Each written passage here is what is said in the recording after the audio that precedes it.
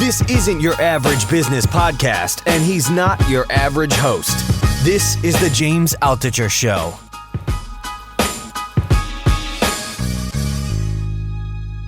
It's funny, the last 8 years went so quickly. It did.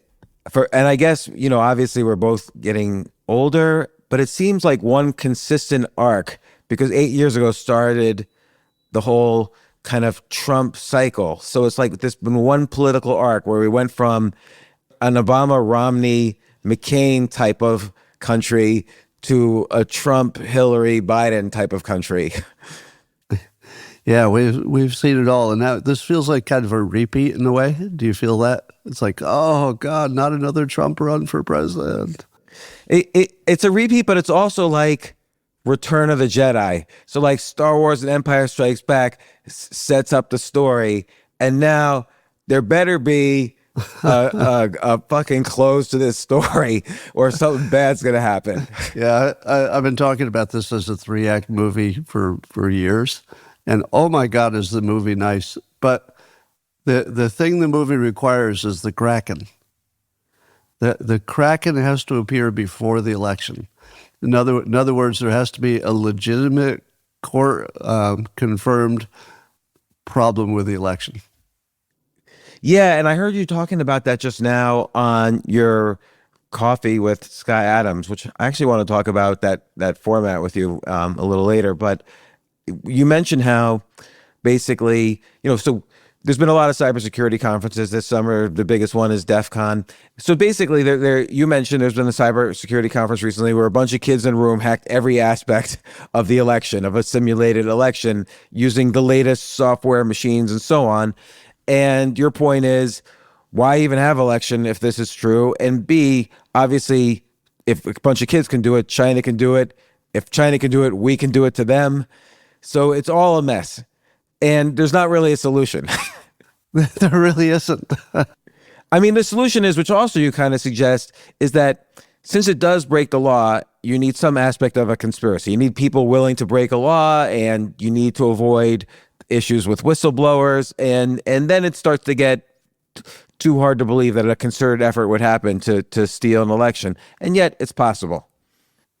Well, if it happens through electronic means, you don't need any accomplices, and nobody would ever find it, I think. Yeah, I mean, and so I since your thing this morning, I've talked to some cybersecurity experts about this, and their only solution is that you need to have more investment from government in, securing election machines. But I don't know if that really solves the problem, because the bad guys are always smarter than the good guys in cybersecurity. That's kind of the mantra of cybersecurity. Well, I mean, they've been doing this hacking thing for years, and every time they do it, they find a bunch of really big vulnerabilities, and then they get patched, and then there's just a new bunch. So it may be just baked into the technology that you can't get it, hack-proof. I mean, certainly if the FBI is right and China is already in our major infrastructure everywhere in the country, there's nothing that's hack-proof. Yeah, but your point is a kind of a mutual assured destruction thing, which is if they screw with us, we will screw with them. But I would say China is this weird kind of country where they're like in our face saying, all right, do it, because they don't care. Well, I gave up trying to figure out what China's thinking, because I always think, okay, I should be a little more humble about that. I don't know what they're thinking. We only know what they're doing. But China always strikes me as the country that's not trying to create a war. Like that's the one thing they're very, very consistent about. And that makes sense, because if you're China, you just have to wait. Like, it looks like time is on their side. It's like, well, check back in 200 years. Let's see who's running this planet. We'll just make money. We'll just have babies and make money, although the making babies thing is slowing down. But the last thing they want is a war, and I think that's true with us and Russia, at least a direct war.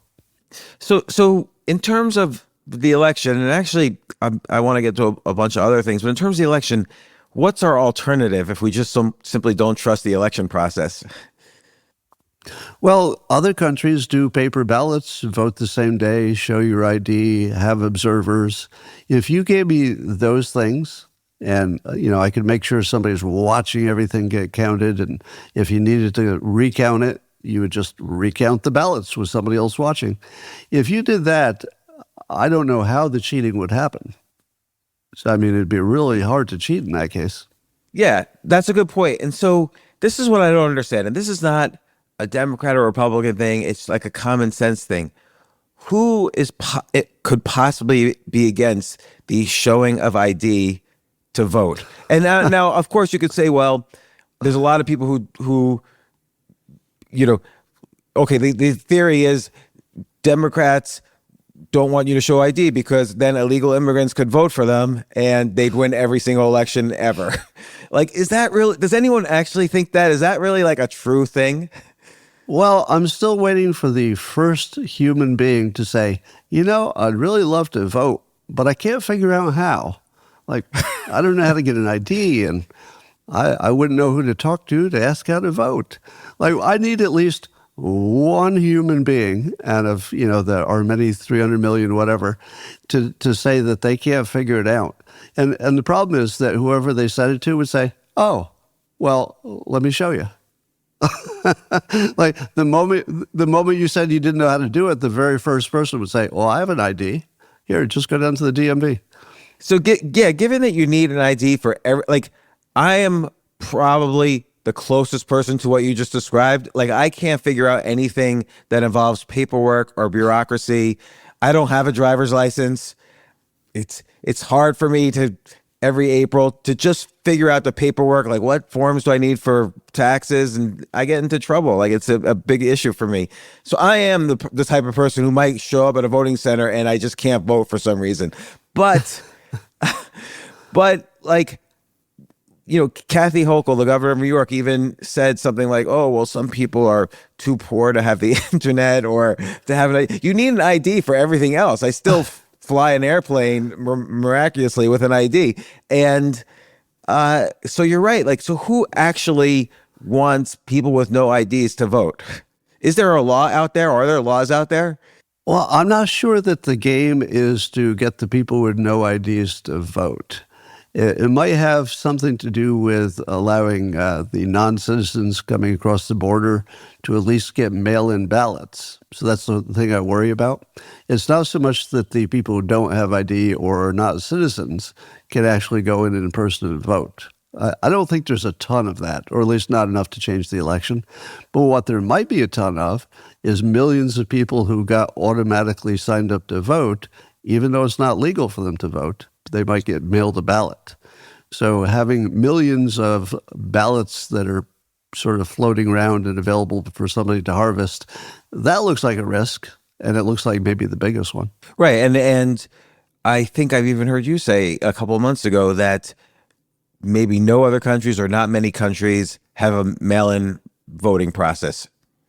Well, I'm not an expert in that, but I'm not aware of any. And I do know that, well, let's just put it this way. If you look at our system, you have to ask this question, which I've never seen anyone else ask except me, which is, why do you have electronic voting machines at all?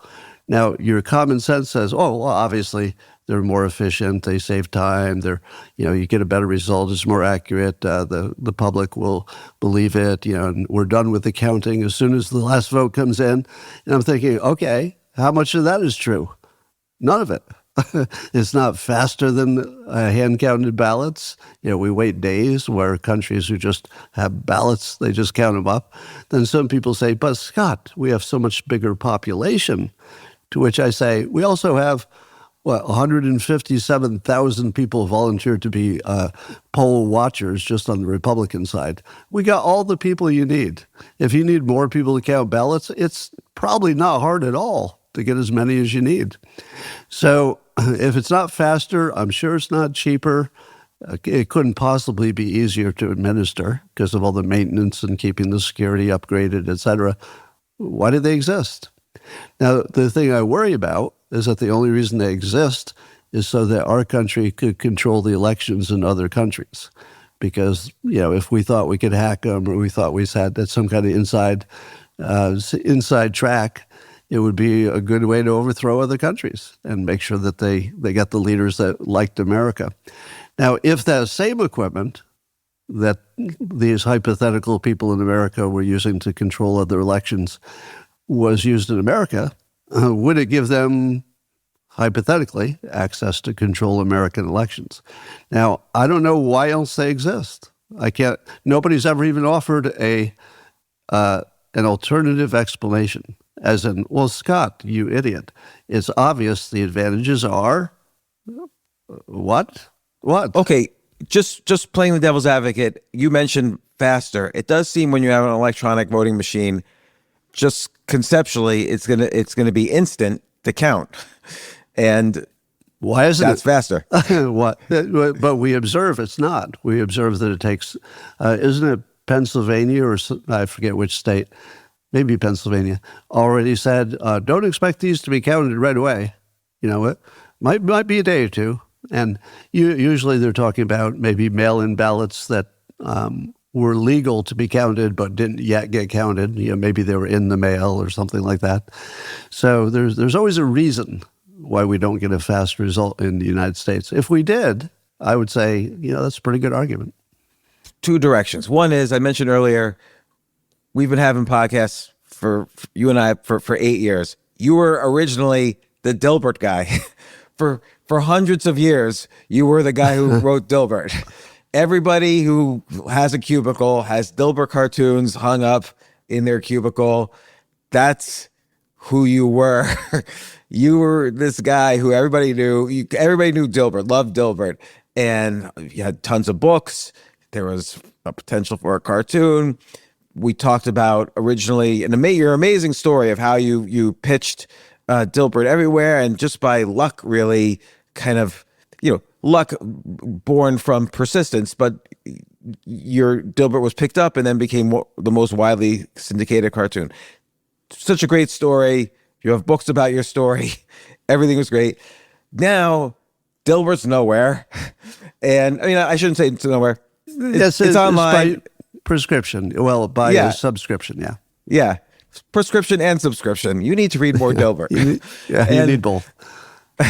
And you offer this really astute analysis on politics. Like back in 2015, February of 2015, I think it was, you said when there's still 18 candidates running for the Republican nomination for president early on in that election, you said Donald Trump is going to be the next winner. And your basis was, your training in hypnosis, and you felt he was like the best hypnotist you've ever seen. And that proved to be true. And now here we are so many years later. Nobody was expecting him to be the nominee again. Of course, he's the nominee. And now it's this really interesting election where Biden drops out. And because he was clearly something was off. It's almost sad. Like did you see this interview he just did explaining what happened?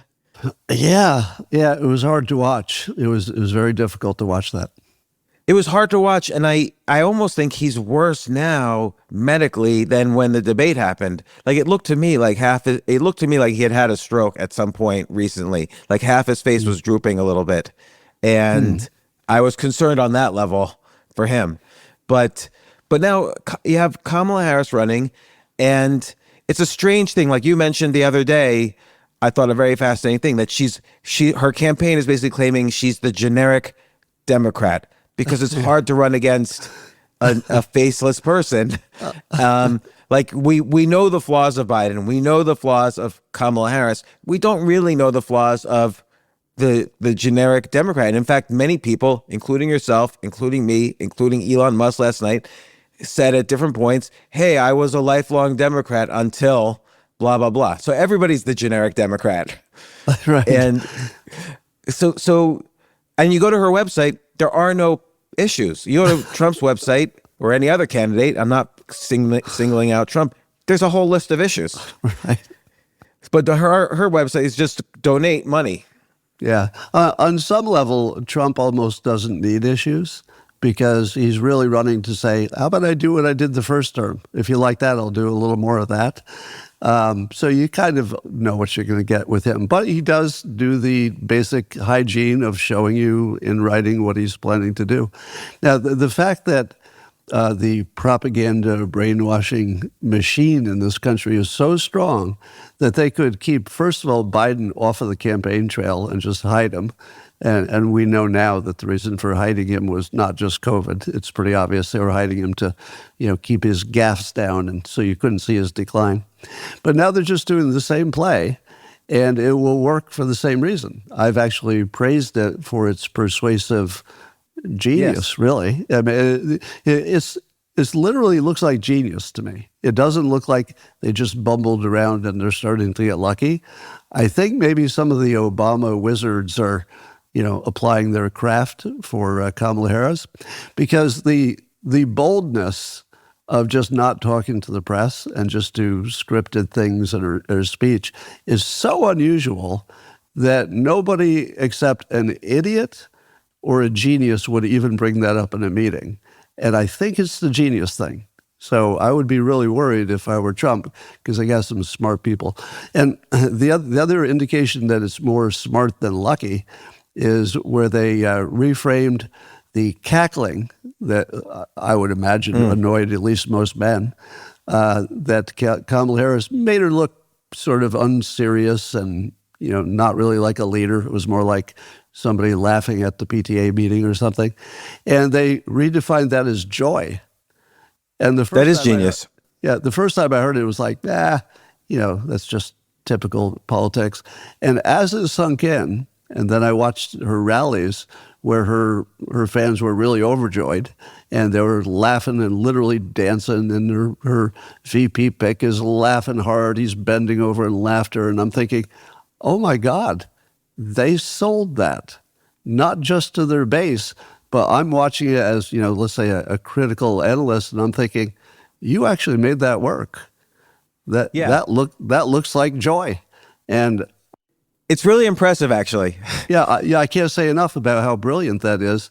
So that would be two hugely unexpected, brilliant moves that came in quick succession after you hadn't seen anything like that from her campaign or her earlier life. The other thing they've done, which reminds me of some things you wrote about or things we've talked about after the 2016 election, but you also wrote about in Win Bigly, is they took this word weird and have applied it to the Trump campaign and J.D. Vance. And, I remember talking with you, and you basically said what Trump would do is pick an unusual word that hasn't really been used in politics and apply it to his opponent so it stands out more. And the one thing they didn't do, like you would say how, like, use the word in an unusual way, like sleeping Joe instead of sleeping Joe, like drop the G, and or whatever. Like do have the word have some weird spelling. So they didn't do that, but just the phrase "weird" is not really a word that I've seen in political campaigns before. Yeah, and of course it was picked up everywhere because the persuasion machine knows how to get the word out. We're all going to say weird now. And then everybody did in unison. And my take on that is that was a short-term brilliance, because what they needed was in the short term to get people talking about something that was about the other side and not something about Biden failing and Kamala not talking to the press and, not doing the tough stuff. So it was a great diversion, but it had the following weakness, which is people like to be weird. If you talk to any individual, say, describe yourself, they'd say, well, I'm a little weird this way. I'm a little weird. So at first, it's this big distraction that worked perfectly as a distraction. But I think they've already started to back off it because, as I posted, I like being weird. In fact, one of the things I like about the Trump supporters is that I've described it in the past as a pirate ship. It's like, what kind of ship has Elon Musk and, me and, Mike Cernovich and, you kind of go down the line, like now some of the all-in pod guys and, Bill Ackman's on this ship, and like, what do they even have in common? Yeah, that's the hard thing to figure out. So what do they have in common other than love of country? I think is very much in common. So the weird thing doesn't have legs, but it was brilliant as a short-term diversion. I agree, like in the sense that weird is often, people could be proud of it, but maybe it is possible to label, like it reminds me of in 1988, Bush won, calling Dukakis liberal. There's nothing wrong with being liberal, and somehow it's stuck as this very negative phrase, and maybe in part cost Dukakis the election. It wasn't really a negative word before then, but he made it a negative word. His campaign made it a negative word. And maybe they're doing the same thing with the word weird. Yeah. I mean, it was sort of the weak, fun version that everybody could use. But you see Trump using, and also the Republicans, using communist, socialist, and Marxist. And my complaint with that is that the few people who could define any of those terms have already decided. They're not really in play. The people who are paying attention at that level, they know who they're going to vote for. They're not going to change their mind. But by the time you get into the undecideds, the ones who are just basically have a feel for it, it's like, I don't know, I just feel better about this one. Those are the ones that can be persuaded. They're not going to be persuaded by a concept. Well, did you know her father was a Marxist? No. What's a Marxist again? How's that different than a communist? Wait, but we're kind of socialist, aren't we? Because we have some social security. Is Marxist bad?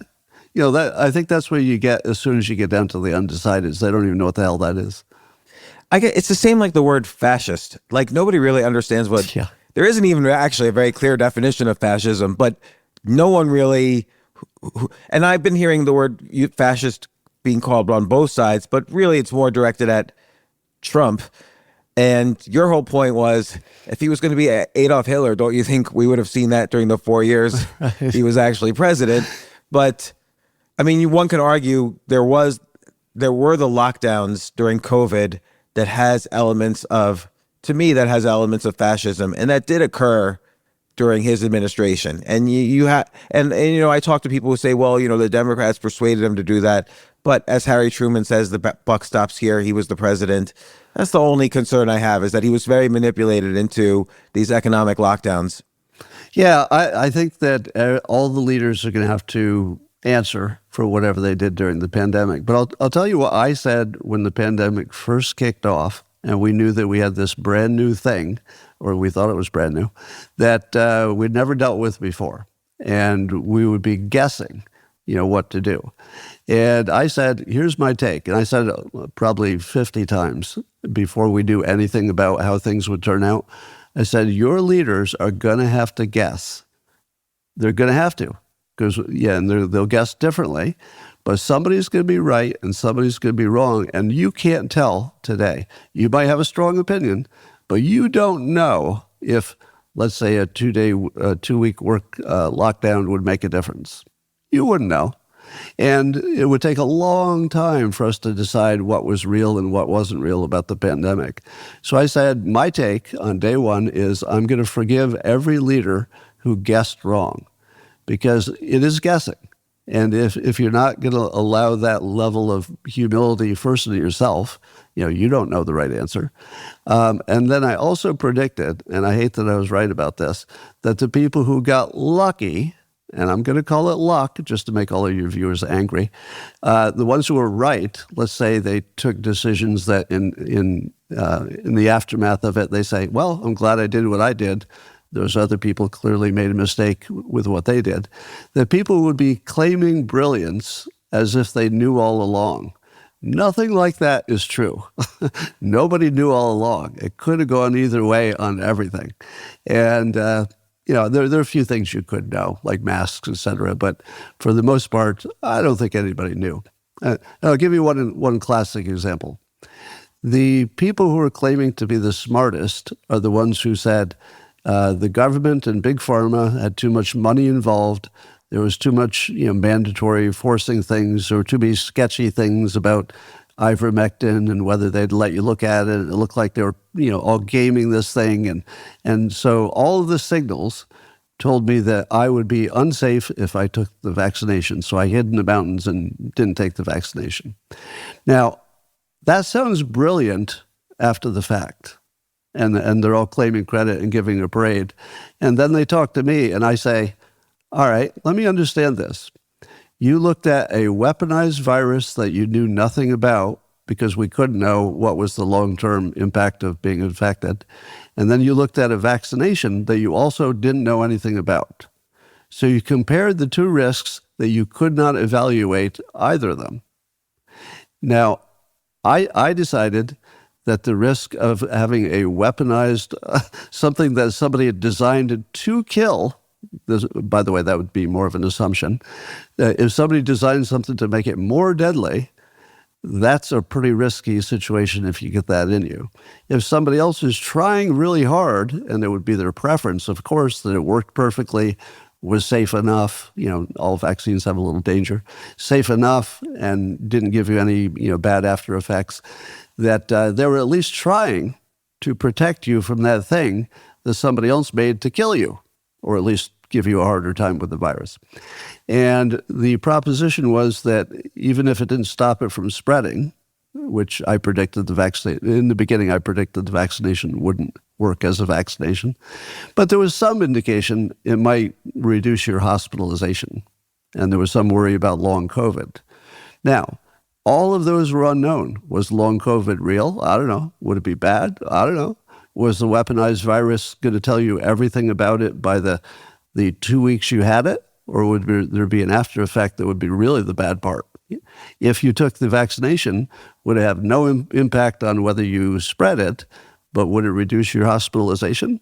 And of course, all the data that came out of that is contradictory, so we can't even tell what was true now. So my point is that people were, let's say, had a half opinion, I call it, where you look at the benefit of something but not the cost. They looked at the benefit of not getting the vaccination, but they were somewhat blind to the fact that it was a weaponized virus, and we didn't know what the long-term effect of that would be, and we also didn't know if you got the right vaccination, would it lessen your risk in the long term from some form of long COVID? And I still don't know the answer to any of those questions. So I'm trying to remain humble, so I don't brag about any of my opinions, but I think everybody else should be in that same boat. Our leaders couldn't have known, some guessed right or righter than other people. Nobody did great, in my opinion. And we might be, maybe we should be a little more forgiving about those errors as deadly as they were. I agree in the sense that, we didn't, there was the movie about pandemics that suddenly the whole world goes crazy and shuts down and everybody dies. And so we're afraid of this kind of worst case scenario, as humans almost biologically are. And so we shut down the world economy. And my point is, fascism is when government has this obscene amount of control over business. So for instance, Nazi Germany turns all the companies into, military, weapons making companies. But this is every country, though. Every country can control its corporations. Right, but I guess some countries do it more or less than others. Like so the shutting down of making it illegal to open up shop for business has elements of fascism, and it happened throughout the pandemic. No matter whether when Trump was president, when Biden was president. But to your point, we just didn't know, and it was scary. And hey, if this is when we pull the fascism card, this is when we do it. But what people don't seem to understand is that if I ask somebody who was a fascist, they'll say Hitler, Mussolini, Mao. Nobody seems to realize these were all socialists originally. Like Hitler was the head of the National Socialist Party. Mussolini was the head of the Italian Socialist Party. Mao, of course, was a communist. Everybody, we're talking about Argentina yesterday, or Musk and Trump were talking about how great Argentina was in the 30s and 40s. Well, what happened in the 50s? Perón, a socialist who became fascist, took over. Like, it's sort of obvious to me that fascism the roots, in many cases, like let's say 90%, not 100%, fascism comes from socialism. Is that just because claiming socialism is what gets you elected? And then, Yeah, I think it's related to populism. yeah, so then you were just always you were always a fascist, but you couldn't be your fascist self until you fooled them into thinking, "Hey, I'm in it for you." Right. First, you have to say, under me, you're going to get everything. And then when you're a fascist, you take everything from some percentage of the population that still keeps 90% for you. Yeah, I mean, all of our leaders are corrupt when they have power. I think that's the bottom line. And again, I think this, the other thing about messaging, when Kamala first became the nominee, and by the way, this is more talking the game-like aspects of campaigning. I was thinking about something you said, which is how Hillary was doing well in 2016 in the summer when she said about Trump, do you really want his hands on the nuclear button? And that was driving her up in the polls. And then she switched to I'm with her, not realizing that 50% of the people might feel funny about that. Yeah. As much as everybody wants to be, for everybody's rights, just men are men, women are women. There's different things going on in the brain and so on. And I saw with Kamala was using this I'm with her for a while. I don't see it anymore, though. Yeah. Yeah. There was a time when Hillary Clinton also said that a woman would make a better leader because they're better at listening. And every part of my body just went, oh, like, no. To me, that seemed so sexist that I couldn't even imagine that her campaign would last after that. But of course it did. Yeah, that's the overt sexism that they can get away with it is kind of shocking.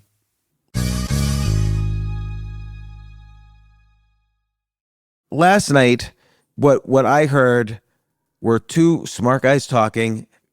Whether you agree or disagree with everything both of them were saying or not is not important. It was, and what I heard and then what I read this morning in the headlines seemed to be different. And I'm curious about your opinion on that. So I heard things like, look, it's probably a good idea, or it is a good idea to vet people coming into your country to make sure that they're not criminals. It is a good idea to be very worried about countries that have nuclear weapons.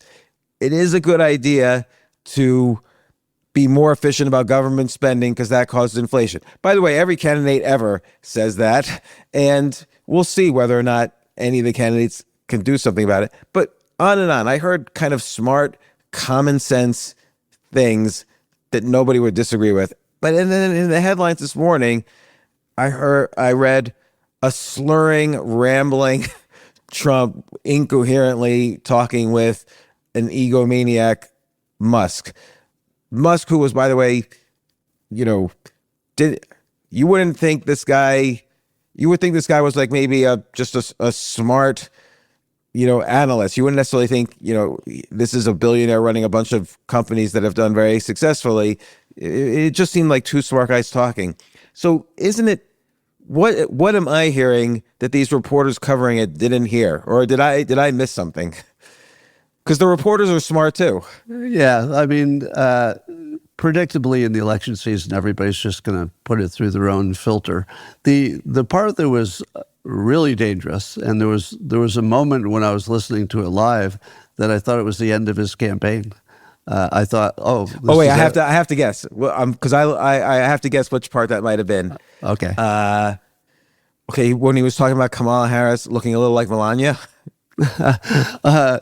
No, but that was an interesting. Didn't he actually say that she was a very attractive woman when he talked about Kamala Harris? Yeah. Did I hear that? I thought I heard it, and I wasn't sure I could heard it right. Or he said that there were pictures of her that were very attractive, something like that. Yeah, it was just an interesting concession to the person who's running against. Now, here's something that not everybody heard.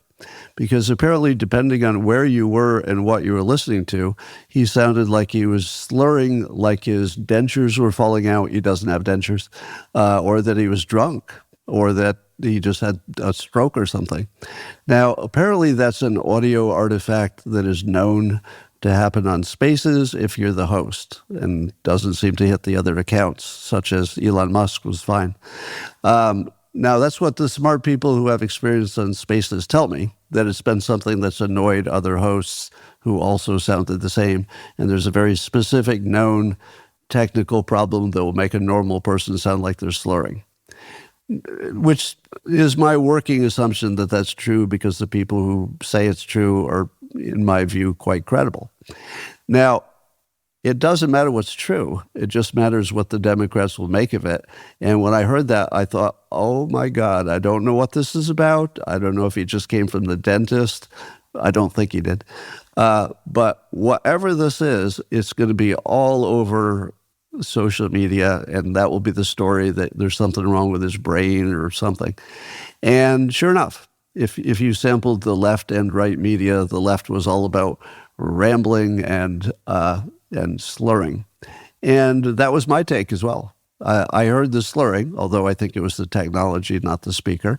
And the rambling was because of the format. Elon had a great idea, which is let's do something like a conversation without, a specific end time, and we'll really, you'll get to know somebody this way.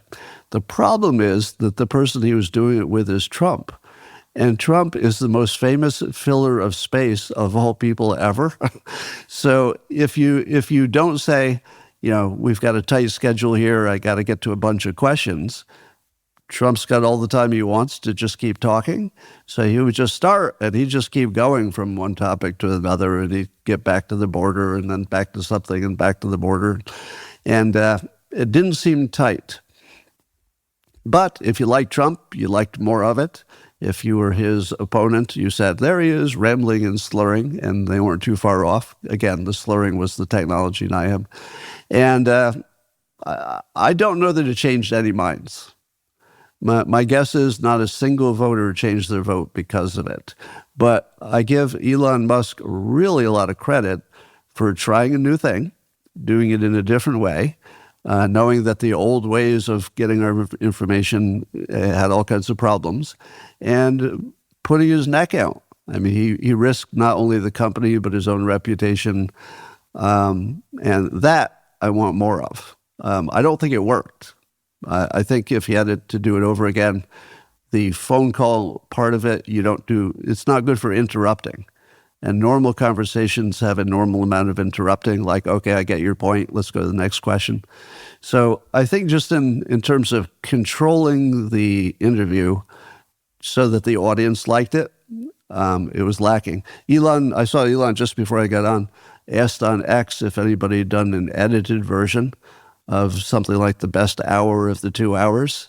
So I think everybody's aware, that it went a little long. But again, I'm not going to criticize a mistake that was in a brand new thing. All right. If somebody's going to do a brand new thing and they make mistakes, that's a home run, because you fix the mistakes next time or you learn something. So in terms of what I want to see America do, A+. But it had some flaws. I also have to give credit for Elon in it suddenly became more clear to me than ever that buying Twitter was not a mistake for him. Like at first I thought when he first offered to buy Twitter and then he took the offer back, I think he was just, at my initial inclination, which I now believe I'm wrong about, is that he was on this Adderall frenzy and he's just like, I'll buy Twitter for $52 billion. And then he's like, realized, oh my God, I don't have $52 billion cash to spend like this. But last night, he's basically kind of it's all the talking points for all his companies. Like, shouldn't we have trains and tunnels and, sustainable energy with solar and blah, blah, blah. So everything was like a talking point for his company. And he's saying it to the president of the United, someone who could be the president of the United States and was the president of the United States. Very smart for him to do, like genius. But, it works if Trump wins. But, I can't remember the last time there was a conversation with a presidential candidate that lasted, 2 hours like that, or 2.5 hours. I can't think of any president. Like, I think Barack Obama could have pulled it off if he was, like, it reminded me in 2008, Bill O'Reilly interviewing Barack Obama. So I listened to that because of the contrast. And I thought it was a really well done interview. Both sides expressed themselves well. It only was a half hour or so it wasn't like 3 hours, but I thought that it reminded me a little of that. I can't think of other examples though, really. I mean, can you think of any example from any election? No, but it reminds me of, Castro talking for 4 hours or something. I think it has more to do with the personality, and he just had the freedom to say what he wanted to say. And if you're Trump, one of the things is that reality is repetition. So what people hear the most becomes the reality. I mean, we're not exactly good rational thinkers. So here he is with this gigantic audience that he knew would be, record breaking, and they're listening. So any moment that Elon was going to let him keep talking, he would think, okay, I guess I can keep talking. So he just filled all the space. I mean, you wouldn't expect Trump to do less than that. I mean, one of the things I like about him is, I say this all the time, if he walks past a table that has a bunch of money and it has a sign that says free money, he'll pick it up. Other people will walk by it. And every time this happens, I'll think, why are you walking past it? That's a free table of money. When he talked to the service workers and said, no tax on tips, it was so simple to pick up the free money that I just laughed. And of course, the Harris campaign were doubly smart. By the way, here's another example of genius. So if you're looking for the Harris campaign, who's the genius behind them? I don't know. But whoever said, you know what? Why don't you just go say you're in favor of that too? Now, in no world did that ever make sense before, to simply immediately embrace your opponent's brand new idea. Never made sense before. And again, if you were in the meeting when somebody brought that up, your instinct would be, okay, that's the dumbest person in the meeting or a genius. And it turned out to be genius. That's 3 in a row. You don't do that many genius things by accident. So she's got somebody really smart running the show behind the scenes. Well, it's interesting. This brings up the topic of who are quote unquote they, because always there seems to be, for hundreds of years, people talk about how they really rule the world. There's some mysterious they behind the scenes. And when I've talked to people close to Trump, who's giving him his main advice and so on, people just sort of laugh and say, Trump's his own. You cannot tell, he is going to come up with his ideas and strategies. He'll make his decisions. He is doing it. But there is this sense that somebody pulled the strings, for instance, getting Biden out of the race, putting Kamala in the race, coming up with these messaging tactics. Like, it is actually courageous in a political game sense to take your opponent's issues and make them your own and give them zero credit when everyone knows this is his policy, Democrat or everyone knows, but now it's her policy and everyone's cool with that. Like, yeah, it worked. It worked. So who there is a they in at least in terms of this campaign. Who are they? So here's how I like to think of the world. This is one of my reframes in my reframe book, that the person with the best idea is always in charge. So this is from my corporate world. You're sitting in the meeting and you're the most junior person in the meeting. And all the people who know what they're talking about, the experts, the bosses, they talk, and none of them have a good idea. And you wait until everybody's tired. There's a few minutes left in the meeting. You go, I had an idea. Why don't we do a little small test of this? And in a week, we'll have much better information. And everybody gets quiet and they go, oh, yeah, I guess we could just test it because that was the best idea. So the person in charge was the best idea person, not the boss, not the expert, not the guru, the person who said something you can actually do that would work. So in every meeting I've ever been in, after I learned that little trick, I just assumed I was in charge. Because if I had a good idea, it would win the day. And if I didn't, I shouldn't win the day. And I think Trump is a perfect example of the best idea. He scans all of the mostly Republican pundits and smart people, and he looks for ideas that are sticky, that he could sell, that agree with where he's going. and then he adopts them. And, we've been seeing this for years. Often you can identify where it came from. You say, oh, I heard that other pundit who's really smart say that the other day, and now Trump's using a version of that. That's probably where he got it. On the Democrat side, I think it might be more the paid expert consultants, are in the room. And probably whoever had the great idea, or maybe more than one, is just getting more attention. So it might be that who's in charge is the person who had the greatest ideas lately that other people recognized as the greatest ideas. So I think it's just smartest person winning is what I see. I think that's true for, let's say, like the weird, like somebody said it caught on, and everybody was like, looked around at each other and said, hey, let's keep running with that. Yeah. But this concept of, hey, we need to start making speeches about, or at least leak that we're in favor of no taxes on tips. That's someone put that into motion. Like that was come up with in a meeting, and someone put that into motion, and someone Kamala had to agree to that. Like someone in charge had to agree to that. And so there's two things. There's the right idea man, and there's the person who agreed to it, whether it's Kamala or her campaign manager or whatever. And it seems to me these are unknown people.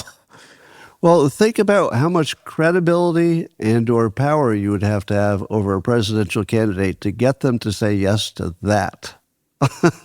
Yeah. I mean, either Kamala Harris is being controlled or she's got a lot of trust in somebody and she made the right call because whoever she's trusting on that advice is nailing it.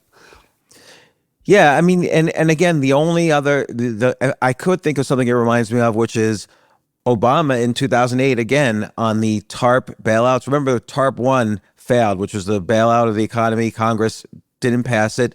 And it was Bush's job to convince the Republicans in Congress to pass some sort of bailout bill, TARP 2. And it was Bush, McCain, and Obama in an office with all the congressional leaders. And McCain stayed silent. Obama took Bush's side and convinced the Republicans in Congress to vote for TARP 2. That might have cost McCain, again, it might have been a factor in costing McCain the election, the fact that he was silent during this time. And Obama did have the courage to side with Bush. So that strikes me as a little bit similar, although not the exact thing. I don't know. Yeah, I don't know too much about that story, but I do suspect that there's some Obama influence on the Kamala Harris campaign in terms of the persuasion stuff. And I think this is what disturbs a lot of Democrats, former Democrats. Like let's take the Bill Ackmans of the world, because I found myself, agreeing with everything he was saying. College campuses. My daughter just graduated from Columbia. And by the way, I've written constantly about kids. Do not send your kids to college. Don't own a home. I ended up owning a home and sending my kids to college. And I'm completely ashamed of myself that I couldn't follow my own advice. But I sadly sent my daughter to Columbia. And now you see the unveiling of anti-Semitism on these campuses. Like people think, people say I'm against Israel, I'm not against Jews. No, they're really against Jews. And you have these 3 deans just fired for talking about the Jews and their money and their privilege. And I feel sad for my daughter that this was that secretly the leaders of the college, the educational institution she went to, were all kind of thinking this about her, not her specifically, but her generally, being a Jewish student on campus. And what is up with the fact that smart, intelligent people suddenly thinking that, hey, Hamas, they're pretty good people. Okay, nobody disagrees that killing women, children, war is all bad. No one disagrees on that. But the fact that we're just going to ignore October 7th, and now recent polls, people don't even know what October 7th was. They're just like, hate Israel. We're just going to ignore October 7th, and Hamas is doing it. We got to just listen to everything they say. Like, where did this come from? And it seems to be a Democratic issue. Well, maybe it comes from just the environment in the educational institutions where they're just closing off the outside voices. And, if you take Patty Hearst and you kidnap her and you're the Symbionese Liberation Army, a real story from the past, where they kept her as a captive until Stockholm Syndrome kicked in and she started, siding with her captors and she started thinking that she could rob a bank too. So that's a well understood thing that if you're isolated from outside influence, that's how a cult works. A cult has to cut you off from outside influences first. So it could be just the lack of outside influences, that they hired a certain kind of person and then you put a bunch of people, no matter who they are, in an isolated place and you get weird results eventually. Yeah, I guess I haven't looked at it that way. It's like a Stockholm syndrome effect. And there's, James Lindsay has spoken about how professors on these campuses, but the difference between the 60s and now is that professors would speak then, but they would just stick to teaching. And now professors are more activists, and that's encouraged the students to be more activists, combined with the Stockholm syndrome effect. Well, I think what it used to be when I was young, people could work together and disagree, and they'd say, oh, I like this Republican stuff, and you like this Democrat stuff. And first of all, they weren't super different. So part of it is that the distinction has grown. But then it turned into, if you have this opinion, I can't even talk to you or deal with you, or you're a monster, you're a fascist. So as soon as the rhetoric got to the point where I don't just disagree with you, you're Hitler, that's when whoever had the most people was going to end up having all the people. So in other words, if you got to the point where 3/4 of the people were going to call the 1/4 Hitlers, the Hitlers are all going to go get jobs somewhere else or get fired or not get hired. So once you reach like some kind of, maybe it's a 2/3 majority of one opinion, it's going to squeeze out the others if the people who have that opinion can say, you know what, I don't even think you should have a job. Things got pretty harsh. Yeah, and it's like last night, this guy from the EU, Terry, I don't know his last name, Breton or something like that, Benton, I don't know. Breton, I think. Yeah, Breton. He wrote to Elon Musk and said, do not do this interview. It'll be, you must censor this. And why, again, we live in a world that pays lip service to free speech. Free speech is a good thing, except, we don't want Nazis, for instance, marching downtown. But even there, the ACLU has protected the rights of the American Nazi Party doing marches in the U.S. But now things are different. Now you really, tens of millions of people quit Twitter when Elon Musk took over only because he said we're going to allow free speech. And look, I once dated someone who was bipolar. And the one thing I learned about bipolar is you could never ask, why did you do this? Because it's crazy. There is no actual answer. It's a crazy answer. Something crazy was happening. And I feel like society, maybe I'm just waking up to it or something, but I feel like society has become mentally ill. Well, there's something to that. There are studies that show that something like 62% of single liberal women are treated for mental illness. So, depression, anxiety sort of thing. So the Democrat Party, which is by far dominated by females and a lot of single females, literally are dealing with mental illness as their primary motivating drive. Now, that might seem like hyperbole, but if you look at the policies and then you look at the fact that, something like 2/3 of them have genuine mental problems, you can see why they'd be just simply afraid that Trump would be Hitler. They're afraid their democracy is being stolen. It's the end of elections forever if Trump gets in. And none of these seem to track with anything we saw from him for the first few years of his term, but they would be symptomatic of somebody who's got a mental problem, somebody who's worrying too much about the wrong things. But it seems like it's not only, like, I have smart friends who come up to, and look, I don't vote, and I tell people I don't vote. People get very upset at me. I don't care, whatever.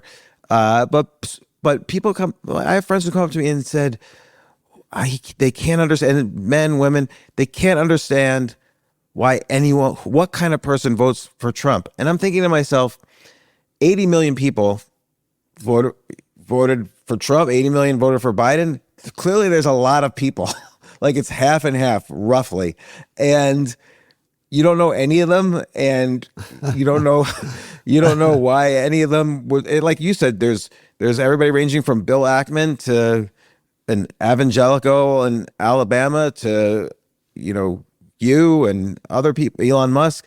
So why are people so disconnected now from?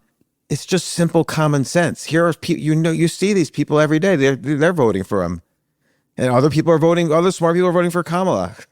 So I've provocatively said recently that you can't have a political conversation with somebody who thinks the news is real. You just can't, because they will be working under some brainwashed understanding of what's happening, and this works both ways. It's not just one side. Politics is mostly a brainwashing competition. And what's different is the news sources are so siloed that even on social media, I have almost no contact, except trolls, paid trolls, of anybody on the other side. So in 2016 or something, if I tweeted anything political, maybe a third of my comments would be super disagreement from some Democrat who's mad. Today, the only disagreement I'll get is the very first comment from somebody who's obviously a paid troll, because they hate me, but they follow me. They don't have many followers. They have an anonymous, all the tells, and they'll be there consistently. But actual human beings who are not paid to be trolls, almost no contact. The algorithm has separated, even on X, that is not trying to be biased. I mean, I don't think they're trying to be biased. They've completely separated me from any contact with somebody who has a different opinion.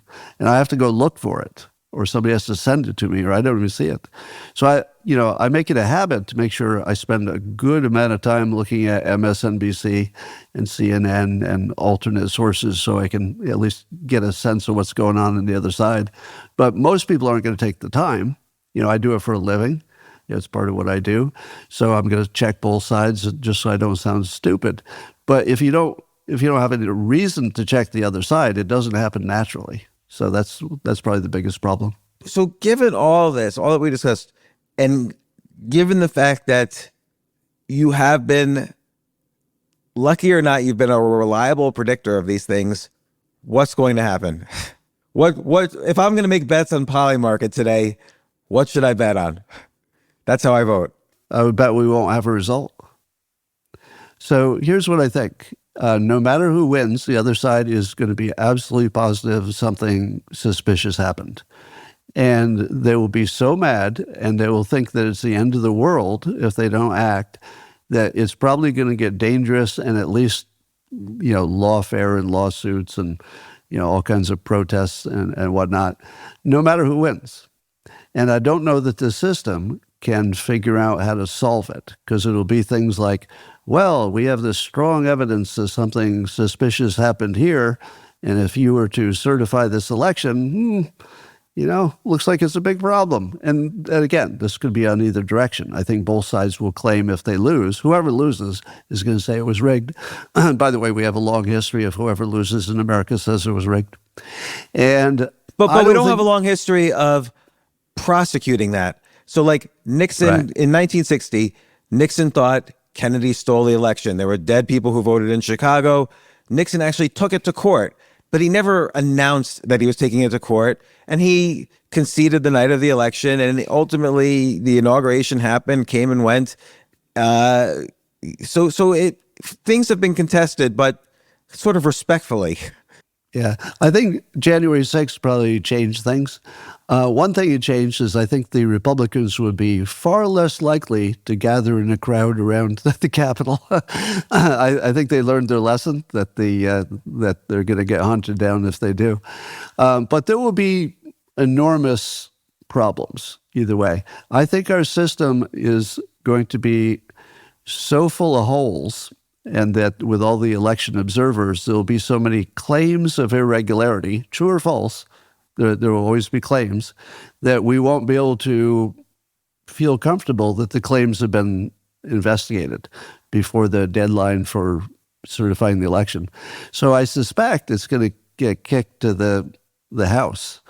And it might be some really terrible process by which the members of the House pick the president, which is, I believe, is the plan B in the Constitution if we can't get it the normal way. And that would pick Trump, I think, and then we got all kinds of trouble. Yeah, so if I'm not sure if that's the plan B in the Constitution, because the Constitution says if there isn't a majority of the electors, it gets thrown to the House, but you still have to have electors. You still have to have an electoral college meet. And what you're saying is the electoral college might not even get certified, in which case I don't know if there's a prescription.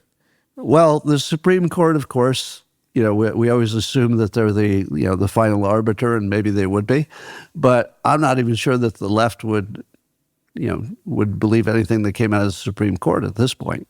So our systems have degraded in credibility to the point where I don't think anybody's going to trust what happens, no matter which way it goes.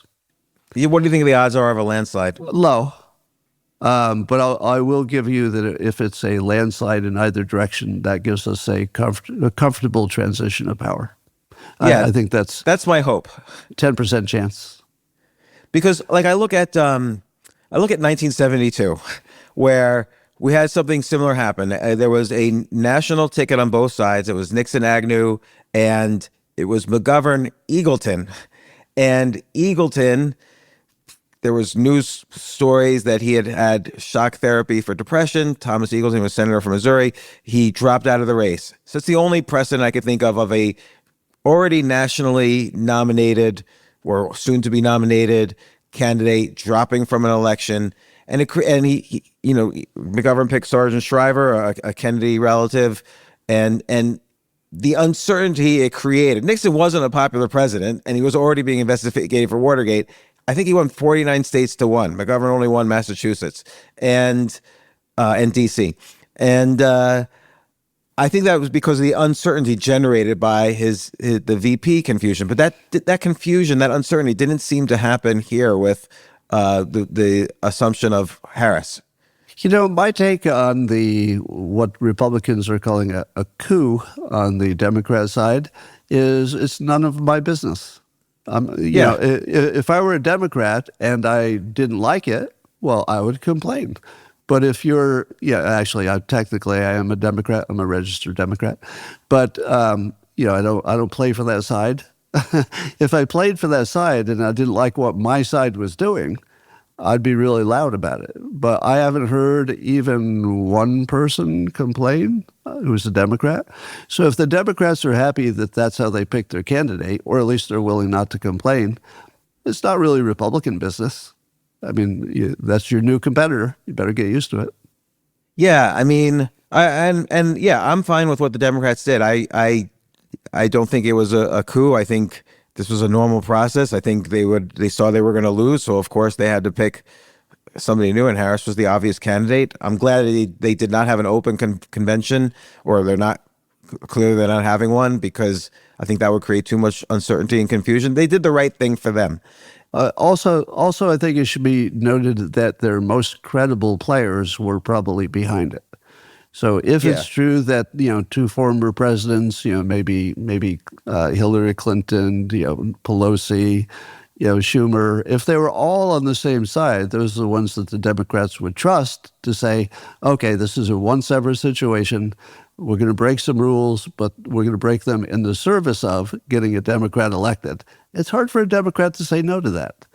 Right. It's not ideal, but given the circumstances, I would trust those people to make that decision for me. And they were smart to do it quickly and not wait for the convention, for instance. And I got to give them credit for that. So it sort of stopped the damage a little bit. And of course, it reversed it. Like now the betting markets are predicting Harris is going to win. But well, you know what's happening with the polling, right? I'm watching Rasmussen, one of the big polling companies. Their numbers still say that Trump has a commanding lead, and it didn't really change much. But the other pollsters have been silent for several days, and Rasmussen is publicly mocking them. So, where's your new numbers? So where's those new numbers? Because there's slightly stale numbers that show Kamala Harris is doing well.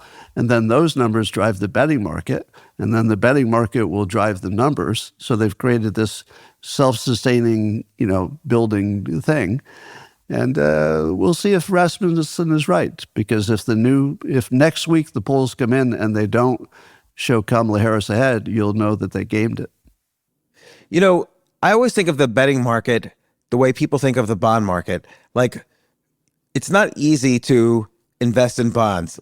There's no New York bond exchange. You could just go online and buy some bonds. So people who buy and sell bonds tend to be smarter about the economy and investing than retail speculators in stocks. And the betting markets, these are people who are putting money at risk. So they kind of have to look at everything. They just don't look at the latest polls. I sort of feel they're a little smarter about understanding the messaging and so on. No, I would go the different direction because there's small amounts at play. The bond people are looking at larger amounts. So yeah, they're serious people. But if I put a $200 bet on a betting market, I didn't do any research. Yeah, you might. So you're just saying that might just be a kind of sort of poll, another version of polling in that sense. I'm not even sure if it's anything except people having fun or trying to see if they can guess it right. In my case, that's what I would do. It's like, you know what? If I don't put money on this, I won't be able to hold myself accountable. So I've done a few bets like that. There's all kinds of reasons. I think the betting market is not as predictive as it could be. So your final conclusion here is that it's going to be very close. We won't have a winner. And from my perspective, that means look out below on the stock market, because it's going to be like Gore Bush 2000, where the stock market fell over 20% between election day and inauguration day. And I hope so. I hope so. That would be the easiest buying opportunity of all time. Because one of the things we've learned is it doesn't matter too much who the president is. Having Biden in charge, at least for let's say 6 months, just doesn't make that much difference. So I think if there's chaos and not an obvious transition, the stock market will take a dump, and then I will take every dollar I have and buy in because it'll be back to normal in a month. That would be my guess. No matter who's in charge, it'll be back to normal in a month. That could be. I mean, I always used to think, and I've written about this, that who the president is doesn't matter. But then you start looking at the what they talked about last night, what Musk was talking about, how, would Russia have been as confident in Ukraine if there was a strong president? Would Iran has been as confident with their manipulation of Hamas and the Houthis and Hezbollah if there was a strong president? And then it reminds me of JFK. Would the Cuban Missile Crisis have happened if there was no Bay of Pigs? JFK was a weak president, or started off as a weak president, ended up as a strong one. Jimmy Carter, American hostage crisis, he was perceived as weak. And then the day Reagan became president, Iran had to release the hostages. So it was clearly there was a difference between a weak president and a strong or maybe semi-crazy president. And, definitely other presidents or leaders are afraid of the crazy. And so in that sense, it might matter. I don't know. Yeah, I would agree it matters in the longer term and for the big international stuff. But I don't think the stock market's going to matter in any 6-month period. I do expect that Trump could actually deliver on some of the crazy claims, like I could solve Ukraine the first day. I think he actually could. What would he do? I wouldn't bet on it. I think you just say, hey, Putin, here's the deal. This isn't going to go anywhere. You're not going to get more. And Ukraine, hey, you're not going to get all of that land back that they took. How about this? We'll just say that we're not going to make Ukraine a member of NATO, and we just sort of keep what you got and go back to our business. How about that, Putin? Because the alternative is destruction. And suddenly people start getting a little bit more reasonable. Now, there's some thinking that Ukraine's latest attempt to take some Russian territory that's not part of the occupied Ukrainian stuff is just to have some negotiating stuff. So we'll give you back this part of Russia if you give us this part of Ukraine that you took. I mean, that's what it looks like to me. So to me, it looks like Zelensky is preparing to negotiate. Putin said explicitly he's preparing to negotiate. I think they're just waiting for Trump. And I want to just quickly mention and ask you about, as you mentioned, you do this for a living. You didn't always say that. You were the Dilbert guy. And suddenly you do this for a living now. Like you have your coffee with Scott Adams, which I listen to as well, whenever I'm at my desk at that time, I'm listening to you. And you've been very good at building up an entire platform around your kind of thoughts on current events, particularly politics, and your analysis from the prism of whether it's looking at it from a hypnosis point of view or I would say a game theory point of view. You're like the best at this. And 8 years ago, you would say you wouldn't take a side. You were even saying I'm for Hillary Clinton because I have to be, otherwise I could be in danger. Well, You would kind of play both sides, and also you kind of had this thing where if both sides hated you, that's how you would get the most observers, which I don't think with the new algorithms turns out to be true anymore. Yeah, no. I think you have to be polarized. I think I've been hurt by not being more polarizing. Like I really try to, and I'm not saying you don't do this, I think you do this, but I really try to understand both sides and have both sides be welcome coming on this show and answering my questions. But I think then it doesn't excite people as much as being polarizing. And what do you think? What's your advice for me? I think if I were more biased, I would have 10 times a bigger audience. So I agree with you completely. One of the things that you and I think both do is try to talk about the tools of how to know what's real. Like how do you navigate your world? So I'm more about focusing on how you know what's real and how you analyze and making sure it's not a half opinion, it's a whole opinion, that sort of thing. And so I've developed a number of viewers who like that. But that's not going to be 80% of the world. That's always going to be 2% of the world. But right.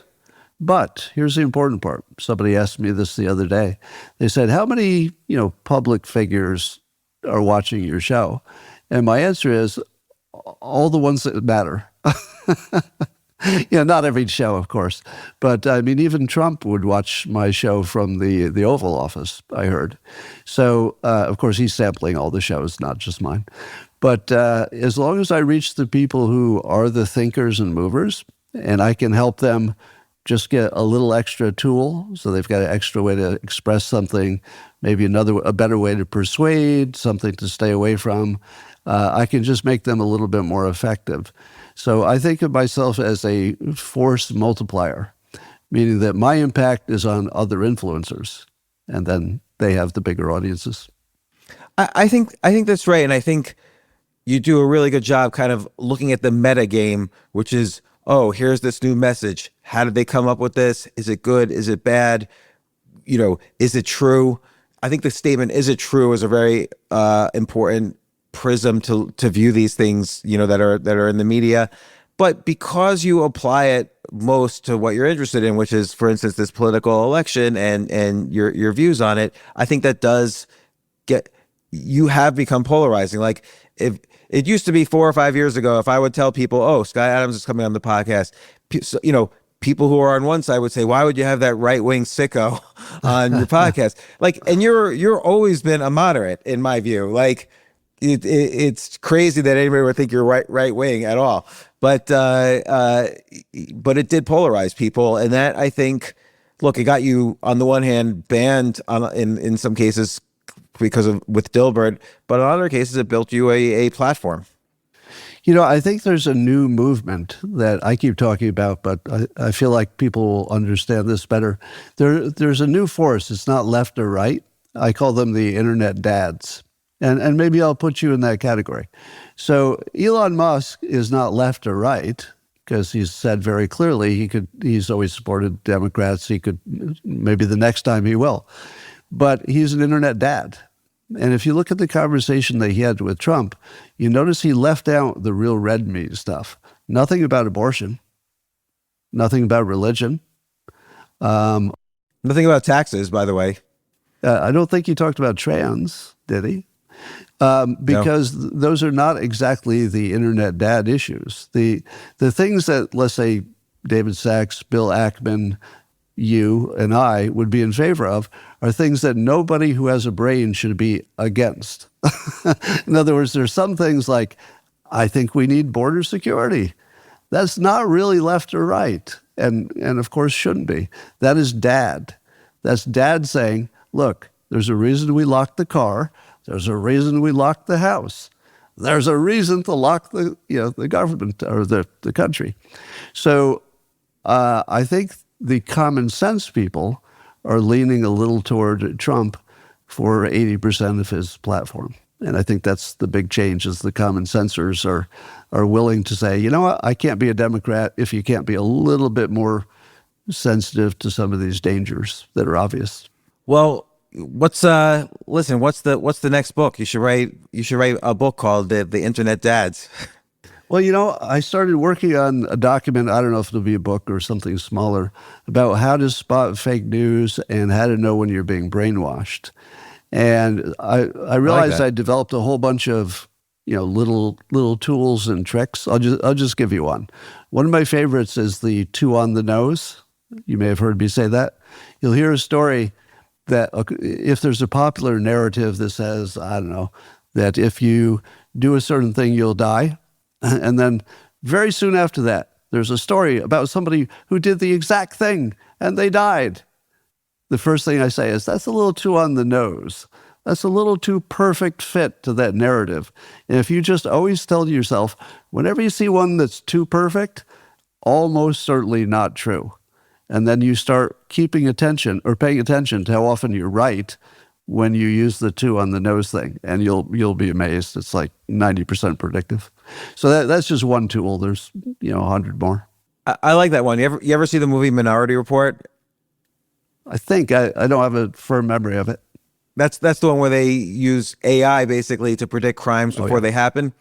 So, and I think Colin Farrell's the detective, and they come into this case and they get in a room where there's all this evidence, and Colin Farrell says, boy, there's an orgy of evidence here. And then he says, the last time I've seen a case where we go into a room where there's an orgy of evidence, never. Like there's something wrong with what's happening. Yeah, the real world is so weird that a real story stands out because there's something just wrong with it. So take, for example, the Secret Service not fully protecting Trump at the rally. On day one, I said, this could be anything. It could be that worst case thing where there's some inside job to kill Trump. Maybe. But far more likely, you're going to find out this is a Dilbert situation where people didn't communicate well and they just didn't perform. And then one day after another, it dribbled down. Well, I thought you said you would cover the roof. And I'm like, there it is. There it is. Now, I'm not going to say that's the whole story, because I think there's still some room that there might have been some bad behavior. I don't have evidence of that. I'm just saying that from a conspiracy theory possibility, maybe there's more to it. And maybe it's just, maybe some of these Secret Service just didn't care as much. I mean, that could be part of it. If it had been the most beloved person in the world and everybody felt that way, maybe having somebody watching the roof would have just automatically happened and nobody would have known the difference. So, I think looking for messiness, that's a good sign of a real story. Yeah, like I always use something I call conspiracy numbers, which is if the number of things that has to conspire together for a fact to be true or for a statement to be true, if the number of things gets greater and greater, it's less likely for this assumption to be true. So if for like 9/11 is an obvious one, if thousands of people would have to agree to be silent until they die, and then even afterwards, no news. Like the conspiracy number for 9/11 to be a conspiracy to be true, it's just too high, so it can't be true. And similar with the Secret Service, it's more like what you just said, is there was a culture of, okay, the head of the Secret Service probably doesn't like Trump, so we're not going to pay it as much attention to detail as we normally do, and then bad things eventually happens. The unlikely black swan event happens eventually, and that's what I sort of feel happened. So my new persuasive, but I mean it seriously, thing is that Trump should require his current Secret Service staff, the team, to each of them say in writing that they don't believe the Fine People hoax, which Kamala Harris is pushing again this week and Biden pushes, the idea that Trump had ever called neo-Nazis fine people. If you're hearing this for the first time, even though you think you heard it on video, you didn't, because they edited it out the part where he said, just to be clear, I'm not talking about the neo-Nazis. So if you take that part out, people are fooled into thinking they saw it with their own eyes. Anyway, the point is, if you really thought he said that, would you protect him? And the answer is, if you're a normal human being and you thought that the guy you're protecting had once actually in the real world praised neo-Nazis, I'm not sure I'd put in 100%. And so I would make every one of them say in writing, do you understand that this didn't happen in the real world? And then I would go further and I would make the head of the Secret Service say in writing, so that every member of the Secret Service could see it, this is a confirmed hoax. We'll link to Snopes, which calls it a hoax. They didn't always, but now they do. And I would make sure there was nobody guarding me who thought I might be a neo-Nazi supporter. Very important. Yeah, that would be a good strategy there. What other strategies? Last question. I know I've kept you here for a while. What other strategies would you suggest to Trump? I mean, Kamala's doing these genius strategies, and I agree with it. It's like unbelievable how she's been doing this. What should Trump do now? Well, it depends on the attack. So if the attack is he's going to steal my democracy and become a fascist dictator, I've recommended that he have lunch with some just ordinary voters, Democrats who are afraid of him, and film it and just say, how exactly am I going to steal your democracy? And then they'd say something like, well, you're forcing women to do things with their bodies or not do things. You're controlling their bodies. And then he would say, probably, well, I took that out of my control. So it's the federal government and the Supreme Court is completely out of it. That's what I did. I gave it to the states. There are more women voters in every state. They can have anything they want because half of the men in the state already agree with abortion. So if women by a large majority want it, they will vote in the people that they want, or they'll get the laws that they want. So what I did was take it out of my control totally and move it closer to women so women can have the final say. Now, imagine you're sitting there and the president says that to you. You're going to pause. You're going to say, you know what? This is really inconvenient for women who want abortions because it's not going to happen right away, whatever you're saying, if it does happen at all. But you did actually take it out of your control and you gave it closer to the people. That's not a terrible point. So I believe that if he just talked like a human, take out the stump speech and you're just talking to him one-on-one, his personal charisma is insane. I don't know if you've had the pleasure to talk to Trump personally, but if you talk to him personally, you can see why he's president. But by the way, I had the same feeling about George Bush the Younger. First time I saw him before he was running for president the first time, I was at an event where I gave a speech and he was giving a speech. And he walks in the room and you could just feel it. You could feel the personal power of George Bush the Jr. And even in that moment, I said, oh my God, he's going to be a president. And sure enough, he got there. So Trump has that thing. So if you could unleash that thing, that personal charisma in a very small event with some Democrats and just film them having an experience, I would love to see that. It could go off the rails. I mean, it'd be risky. They might just go crazy or something. But I think they would be polite. And if he simply told him his side and say, look, Republicans are the ones that want you to have the most free speech. The states have the most power and not me. I'm trying to give away my power. You saw me do it with abortion. And he could make the argument that it's all just made up and the news isn't real. And I think people would go and think about it for a long time. So I think he needs to get down to the Democrat voter level and not be always up in the clouds. Yeah, that is a good approach. Well, we'll see if that happens.